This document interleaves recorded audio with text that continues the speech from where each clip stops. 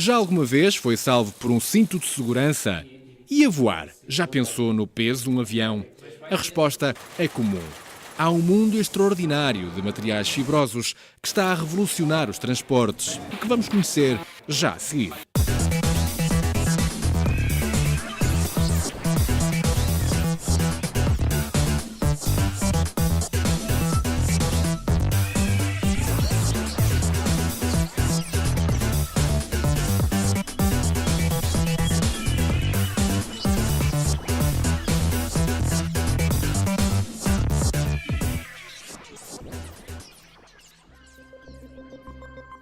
A família Correia está a preparar-se para uma viagem. Por agora, eles ainda não têm noção disso, mas muitos dos elementos que os rodeiam são compostos por fibras.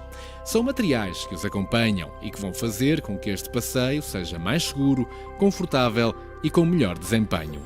Tudo depende de um ingrediente secreto, a fibra. O David ainda estará longe de perceber por que razão tem de estar numa cadeira de bebê, ainda para mais com um cinto que o deixa bem agarrado ao assento. Mas por mais que ele não goste da ideia, a segurança dita as regras do jogo. Deve-se tudo à inércia, o princípio da física segundo o qual um corpo com massa tende a manter-se parado ou em movimento. Numa travagem brusca, o passageiro é projetado na mesma direção do movimento do carro. O cinto de segurança contraria essa força. O curioso desta história é que, ao contrário do que se possa pensar, não foi nas estradas que surgiu o primeiro cinto de segurança. A experiência foi feita durante a Segunda Guerra Mundial, nos pilotos da aviação e por causa das aterragens rápidas e de emergência. Então a indústria automóvel foi à aviação, pegou no conceito e introduziu no setor automóvel. O cinto de segurança da cadeira do David não é muito diferente daquele que os pais e o tio estão a usar, mas este foi concebido em Portugal, numa empresa portuguesa. Temos que levar em consideração que num choque poderá acontecer que o peso do corpo se transforme numa força 10 vezes a 50 vezes superior. Logo temos que ter como referencial a resistência do cinto para satisfazer as necessidades do cinto de segurança. No passado foi usada a poliamida, mas hoje a escolha recai no poliéster de alta tenacidade, porque além do preço mais económico, tem uma maior resistência para um menor alongamento. Esta fibra chega à fábrica em bobines. Cabe a este funcionário a tarefa de instalar bobines de fibra virgem numa esquinadeira e conduzir os fios isolados até uma urdideira, que os reorganiza numa nova bobine que passa a designar-se como teia. Depois de preenchida, chega a pesar 20 a 30 quilos. Ao mesmo tempo, na área de concepção e desenvolvimento, uma encomenda para um novo cinto de segurança está a ser analisada. O cliente pede características precisas para um novo modelo. Com a ajuda de um microscópio, percebe-se como a amostra enviada tem os fios entrelaçados. Desta análise é feita a ficha técnica de tecelagem, um conjunto de instruções que permitirão tecer uma fita em tudo igual a esta amostra. Se repararmos, os cintos de segurança são todos com fitas sarjadas. Porquê? Porque a densidade de fios é maior e a espessura é menor, ou seja, nós conseguimos uma espessura relativamente pequena e uma densidade bastante grande, o que nos dá uma flexibilidade no cinto muito boa. Este encarregado tem a tarefa de ligar os fios de 2 ou mais teias no tiar, obedecendo às especificações da ficha técnica. Depois de feita a calibração, a fita começa a ser tecida a uma velocidade impressionante de 1,60 m por minuto. Quando uma certa quantidade de fita está tecida, é finalizada. Pode entrar no processo de tinturaria, onde neste caso vai ser impregnada com um cinza escuro. Mas o processo só está concluído depois de passar pela fase de corte e costura. Aqui, a fita é trabalhada de acordo com o projeto do cliente. Não podemos esquecer que o cinto não é apenas a fita. O cinto tem 3 componentes, essencialmente. É a fita, é a fibela e é a costura. Portanto, todos os três componentes em conjunto têm que dar um determinado comportamento final. Cada cinto tem de obedecer a um apertado controle de qualidade química e estrutural. Todos os anos saem desta fábrica cintos suficientes para equipar 60 mil cadeiras. No final, todos têm de funcionar em pleno e estarem prontos para resistir a cargas de 1.600 quilos. Quando menos se espera, pode ser preciso travar a fundo. Neste caso, os cintos de segurança fizeram o seu trabalho, mas antes mesmo do cinto, os protagonistas desta travagem foram os pneus. Há muito a descobrir dentro das camadas desta peça de alta tecnologia. A carcaça é a parte mais resistente. É composta por lonas de poliéster que suportam o peso do automóvel e da carga. Os talões são feitos de arames de aço que mantêm o pneu fixo nas jantes. As cintas são lonas estabilizadoras que suportam as cargas em movimento. A banda de rodagem permite que o pneu adira à estrada, o ombro é uma zona de apoio nas curvas e a nervura central garante o contacto circunferencial com o solo. Suportar o peso do veículo. E o peso, de um ponto de vista estático, mas depois, quando passamos de um ponto de vista dinâmico, já não falamos de peso e falamos das forças e das cargas que o veículo suporta. Associado a isto, depois temos o fato de ser o pneu que nos vai dar o atrito contra a superfície onde está a rolar. Se não houvesse pneu e se o pneu não tivesse atrito, nós não conseguíamos andar para a frente, nem conseguíamos parar. A partir do momento que houve o pneumático, ele passou a absorver todas as irregularidades que existiam no pavimento. Na realidade, este é um compósito de fibras unidas numa matriz de borracha e que em conjunto contribuem para o desempenho do pneu. Estes materiais fibrosos estão presentes em várias partes do pneumático, mas é a carcaça que nos interessa olhar com atenção. Na indústria têxtil do AVE são produzidos os tecidos usados nos pneus da Continental. A escolha da fibra depende do tipo de pneu a produzir. A mais comum é o poliéster HMLS. Desde há uns, talvez 20 anos desta parte, os fabricantes de fios de poliéster começaram a desenvolver os tais poliésteres HMLS, normalmente entendidos como estáveis dimensionalmente, quando sujeitos a temperaturas elevadas, exatamente para garantirem um melhor compromisso possível entre o tal baixo alongamento, mas ao mesmo tempo um baixo encolhimento quando sujeitos a altas temperaturas. Daí a aplicação deles em termos da zona da carcaça, ser muito importante. Mas até chegar à carcaça, este poliéster entra num longo e complexo processo de tratamento. Num primeiro momento, 2 bobines de fibra virgem são instaladas na Direct Cable, uma máquina que torce 2 fios num só, a uma velocidade que pode rondar as 9.000 rotações por minuto. Este procedimento serve para dar às fibras uma maior resistência à fadiga mecânica que ocorre no interior do pneu. A fibra vai funcionar basicamente como se fosse uma mola e vai ter características e vai ter a capacidade curiosa que é de encolher e alongar sem perder as suas características. A velocidade da torção é de tal forma rápida que é invisível a olho nu e precisamos de um estroboscópio para registar esse movimento. Ao fim de 10 horas de torção, as bobines com 16 a 34 km de fio são levadas para a tecelagem. O número de fios por tecido varia em função das especificações do pneu a produzir. Aqui, os fios são apenas alinhados e unidos por uma trama de algodão que os posiciona no devido lugar. Quando um rolo fica completo, entramos num momento crucial. Nesta máquina, que tem o tamanho de um edifício de 7 andares, o tecido começa por levar um banho de RFL, resina de formol látex. É a fase de impregnação. Uma das funções é exatamente criar uma interface química entre a fibra e a matriz da borracha. Essa interface que é criada, a solução de impregnação, tem afinidade química à fibra e, ao mesmo tempo, tem afinidade química à borracha. Segue-se um tratamento de termofixação, durante o qual o tecido é estendido e submetido a temperaturas acima dos 200 graus, com um fim muito específico. alteramos as características mesmo do polímero.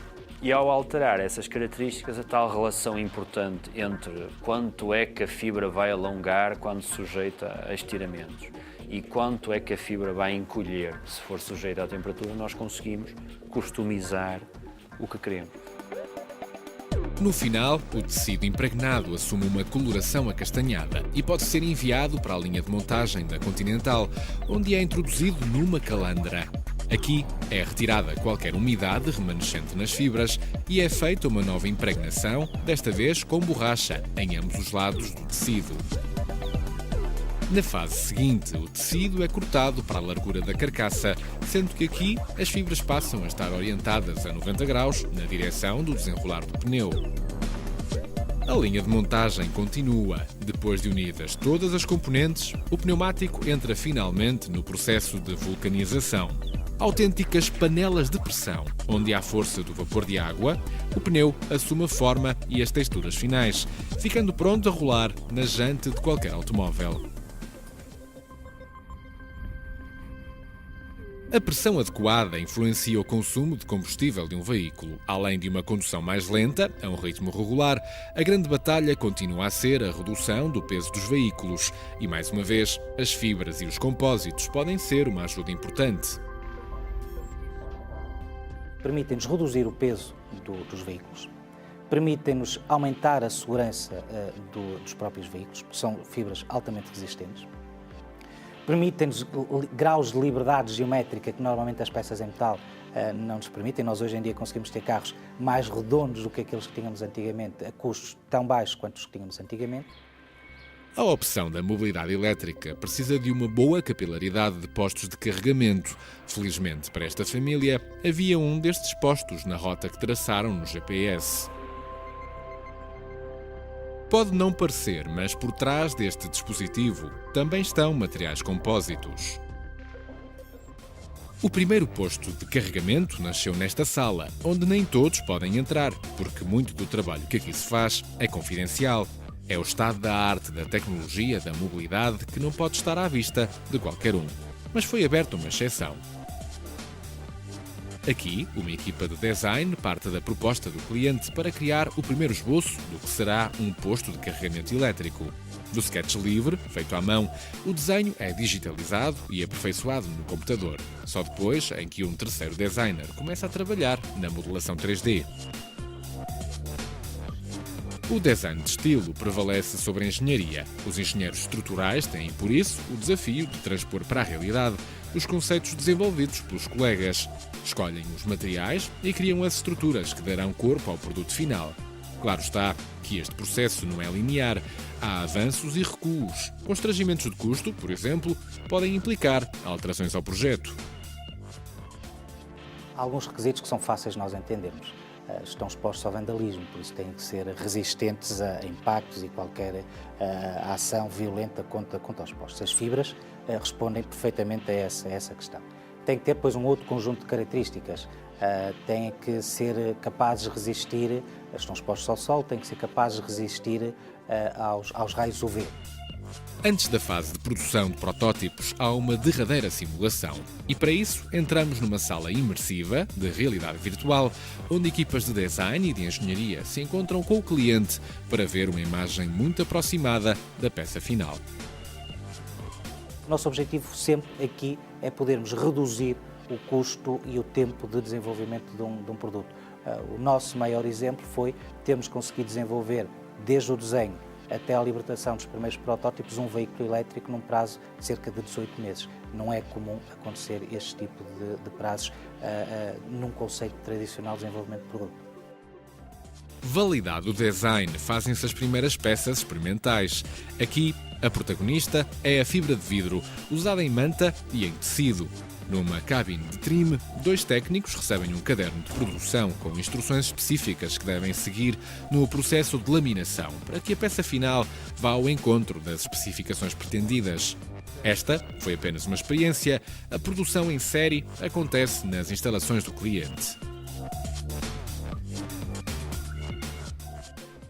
A família Correia vai para o aeroporto, mas pelo caminho ainda tem tempo para deixar o Marcos num terminal rodoviário. O destino é Viseu. Ele ainda não sabe em qual dos autocarros vai seguir, mas nós temos uma certeza. Vai estar sempre acompanhado por fibra de vidro, um material que se tornou comum por volta da década de 60 do século passado. Se hoje em dia quiséssemos substituir as peças todas que aplicamos no autocarro por peças em metal, poderíamos falar em 3, 4 mil quilos de diferença de peso, que o metal aumentaria ao próprio autocarro. Isso estaria, a nível de consumo de combustível e de próprio desgaste do autocarro, um custo muito elevado. Muitos dos autocarros construídos em Portugal têm peças de fibra de vidro produzidas nesta fábrica. A primeira etapa é a chamada maquinação do modelo. Um cliente envia um ficheiro 3D com a peça que pretende. Nesse ficheiro estão as coordenadas necessárias para um robô modelar um exemplar da peça pretendida num bloco de esferovite ou de poliuretano. Da frente para trás, desde o para-choques, a grelha e o tejadilho, passando pelas cavas de proteção das rodas e pela traseira do veículo, todas as peças de grandes dimensões são produzidas em fibra de vidro. Uma delas é a tampa da mala, que reveste o motor do autocarro e cujo modelo está esculpido pela precisão milimétrica da broca do robô. O molde começa por receber uma camada de gel coat, uma película responsável por dar um acabamento superficial da peça. Enquanto o molde fica a secar, uma funcionária já está a preparar as mantas de fibra de vidro para o tamanho certo. Enquanto isso, outra funcionária prepara a resina de poliéster misturada por um catalisador para se dar início ao processo de laminação. Aplica-se a manta de fibra de vidro a cobrir o molde. É espalhada uma camada uniforme de resina e, com a ajuda de um rolo, retiram qualquer bolha de ar ou impureza que possa enfraquecer a peça. Na realidade, é neste jogo de camadas de resina e de fibra de vidro que o compósito ganha força.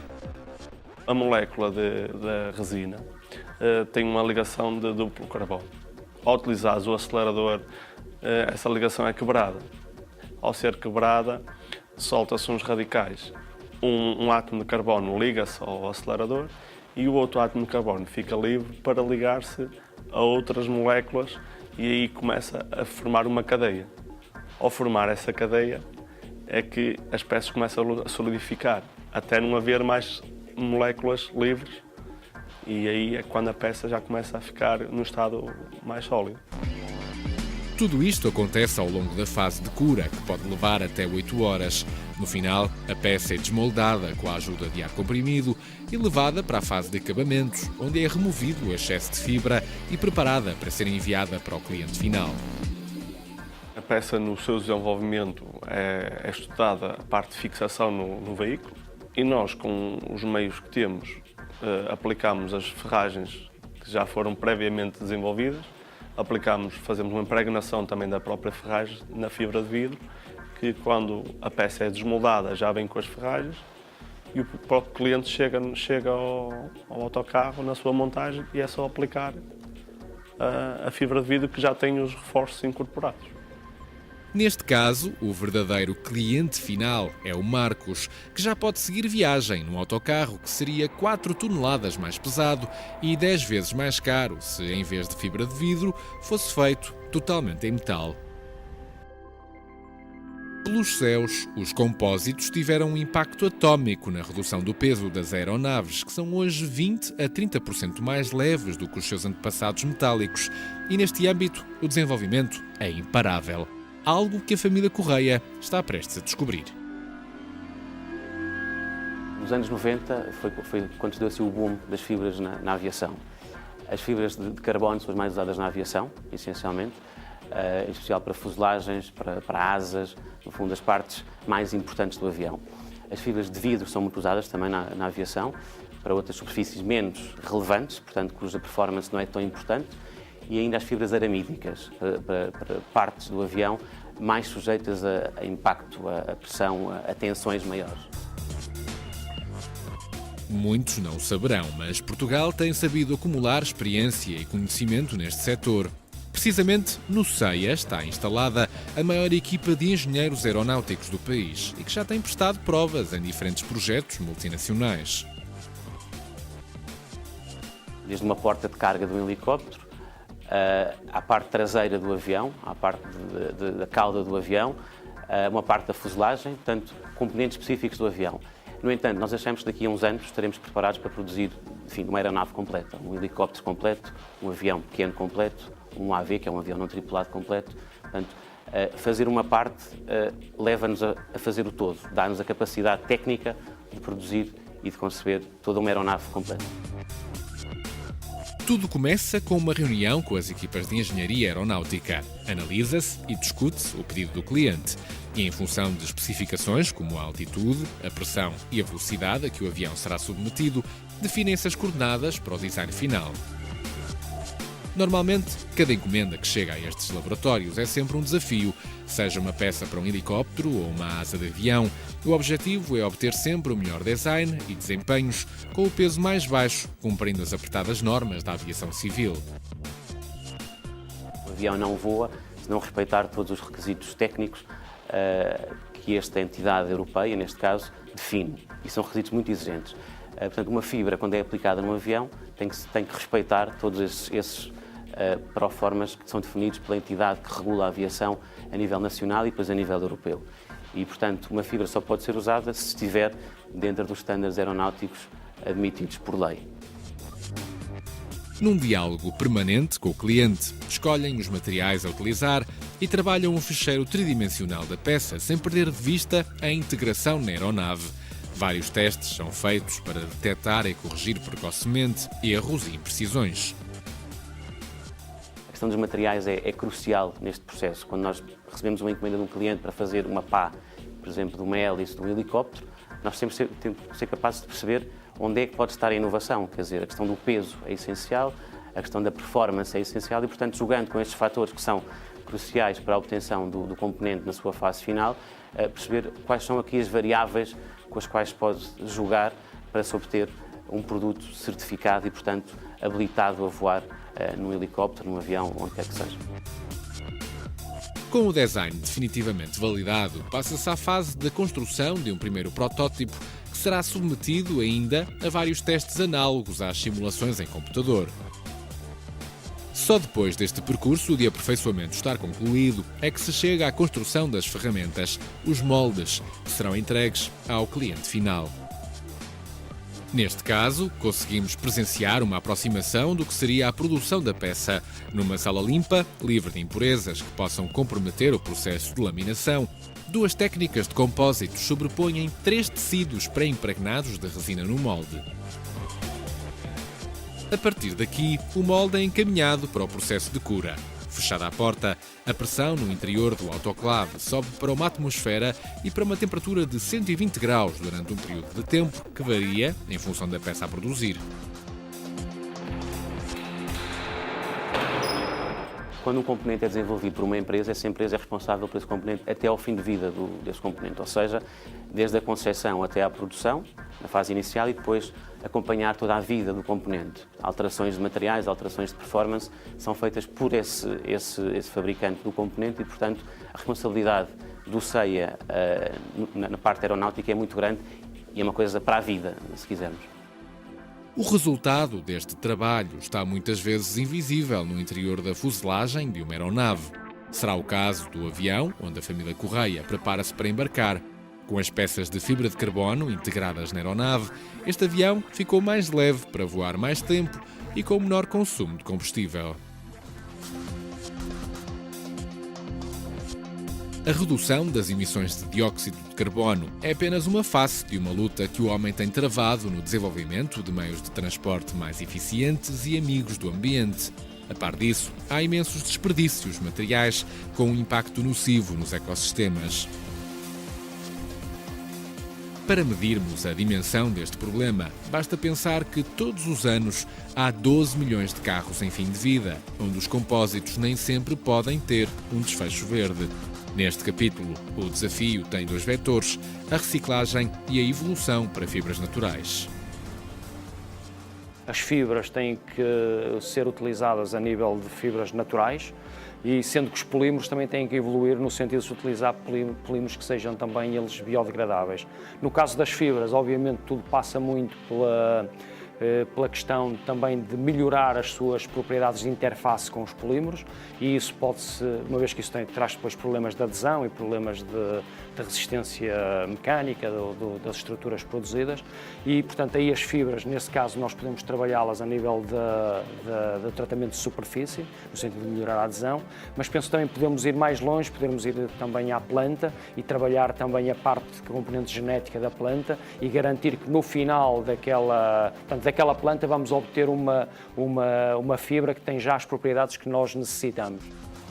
Por um lado, o impacto ambiental destes materiais é um desafio profundo que tem unido académicos e empresas em todo o mundo na busca de respostas inovadoras. A par disso, os pré-requisitos que são exigidos a estes materiais são cada vez mais complexos e, nesse caminho, já há avanços a registar. Estamos, por exemplo, a falar de fibras com capacidade de autorregeneração. São materiais, obviamente, inteligentes, com capacidade de pensar por si próprios, e são materiais que têm a capacidade de, após uma determinada aplicação de uma determinada carga que provoca uma deformação e provoca, por exemplo, uma fissura no capô, numa estrutura de um automóvel, têm a capacidade de atuarem sobre essa fissura e cobrirem essa fissura com um determinado polímero que tem encapsulado numa microcápsula ou numa nanocápsula, por exemplo.